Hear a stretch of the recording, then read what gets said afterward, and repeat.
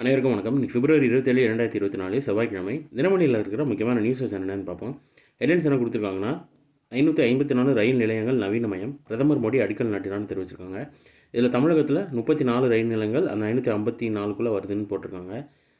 சென்னை கடற்கரை, பூங்கா, மாம்பலம், கிண்டி, பரங்கிமலை, அம்பத்தூர், திருப்பத்தூர், திருவண்ணாமலை, சின்னசேலம், ஒசூர், தருமபுரி, நாமக்கல், பொம்மிடி, திண்டுக்கல், ஈரோடு சந்திப்பு, மேட்டுப்பாளையம், மொரப்பூர், பொள்ளாச்சி சந்திப்பு, கோவை வடக்கு, ராஜபாளையம், ராமநாதபுரம், காரைக்குடி சந்திப்பு, திருநெல்வேலி சந்திப்பு, திருச்செந்தூர், தூத்துக்குடி, கோவில்பட்டி, அம்பாசமுத்திரம், பரமக்குடி, மணப்பாறை, விருத்தாச்சலம் சந்திப்பு, திருவாரூர் சந்திப்பு, கும்பகோணம், புதுக்கோட்டை, பழனி இது எல்லாத்தையும் புதுப்பிக்கிறாங்க. அதாவது ரெனோவேஷன் பண்ண போகிறாங்கன்ற மாதிரி சொல்லியிருக்காங்க. மொத்தமாக இந்தியா ஃபுல்லாக 554, அதில் தமிழ்நாட்டில் மட்டும் 34 ரயில் நிலையங்கள்னு போட்டிருக்காங்க.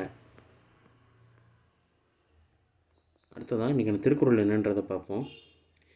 நீரின்றி அமையாது உலகு எனின் யார் யாருக்கும் வானின்றி அமையாது ஒழுக்கு. எப்படிப்பட்டவருக்கும் நீர் இல்லாமல் உலக வாழ்க்கை நடைபெறாது என்றால், மழை இல்லையானால் ஒழுக்கமும் நிலை பெறாமல் போகும்னு வான் சிறப்பு அப்படின்ற அதிகாரத்தில் திருவள்ளுவர் சொல்லியிருக்காரு. அடுத்ததாக பிரதமர் மோடி இன்று தமிழகம் வருகை, ரூபாய் 17,300 கோடியில் நலத்திட்டங்கள் தொடக்கம்னு தெரிவிச்சிருக்காங்க. அடுத்து கீழடி முதல் 2ஆம் கட்ட அகழாய்வு அறிக்கைகள் 9 மாதங்களில் வெளியிடப்படும். உயர்நீதிமன்றத்தில் மத்திய அரசு தகவல்னு தெரிவிச்சிருக்காங்க. கீழடியில் முதல் 2ஆம் கட்ட அகழாய்வு தொடர்பான அறிக்கைகள் இன்னும் 9 மாதங்களில் வெளியிடப்படும் என மத்திய அரசு தரப்பில் சென்னை உயர்நீதிமன்ற மதுரை கிளையில் திங்கட்கிழமை தெரிவிக்கப்பட்டது. அதை பற்றின எலாபரேட்டான டீட்டெயில்ஸ் கொடுத்துருக்காங்க, பார்த்துக்கோங்க.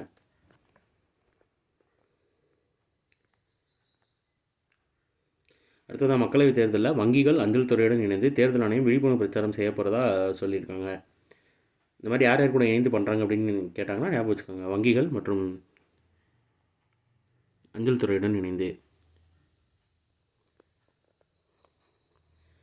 அடுத்ததாக பாகிஸ்தானின் பஞ்சாப் மாகாண முதல்வராக முன்னாள் பிரதமர் நவாஸ் ஷெரீப்பின் மகள் மரியம் நவாஸ், இவருக்கு வயது 50, திங்கட்கிழமை பொறுப்பேற்றார். நாட்டிலேயே மிக அதிகமாக 12 கோடி மக்கள் தொகை கொண்ட அந்த மாகாணத்தின் பெண் ஒருவர் முதல்வராக பொறுப்பேற்பது இதுவே முதல் முறையாகும் அப்படின்ற மாதிரி கொடுத்துருக்காங்க. ஸோ இந்த மாதிரி முதல் முறை அப்படின்ற மாதிரி நியூஸஸ் வரப்போ அதை கண்டிப்பாக பார்த்து வச்சுக்கோங்க, கேட்குறதுக்கான வாய்ப்புகள் அதிகம். ஸோ இன்றைக்கான நியூஸஸ் அவ்வளோதான். இது ஒரு ஹேண்ட் ரிட்டன் PDF கீழே டிஸ்கிரிப்ஷன் லிங்க்கில் கொடுக்குறேன், வேணுவரவங்க யூட்டிலைஸ் பண்ணிக்கோங்க. இது ஒரு ஷார்ட்டர் வெர்ஷன் வந்து கரண்ட் அஃபேர் நம்ம சேனலில் இருக்குது, வேணுவரவங்க அதை யூட்டிலைஸ் பண்ணிக்கோங்க. ஸோ மேலும் இன்னொரு நியூஸை சந்திப்போம். தேங்க்யூ.